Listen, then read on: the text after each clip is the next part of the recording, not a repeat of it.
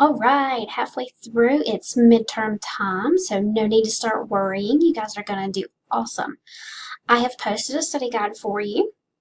If you go to this study guide and you go over all of this information, you're good to go with it, you've got it locked in. You're going to be golden. No problems whatsoever.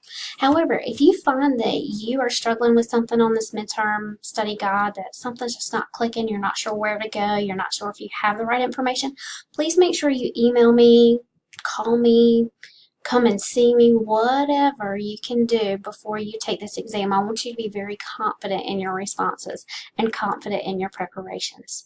I'm going to refer you back to your syllabus to remind you that if you try to contact me after hours or over the weekend, again, it's going to be the next business day that I get back to you. So if you see that you might have a question or feel you might, please start preparing for this a little bit earlier so that you can make sure you can get your questions asked and answered promptly so that you can take this exam with confidence. I know you guys are going to be fine. It's about 25 questions, multiple choice, true, false, and some matching.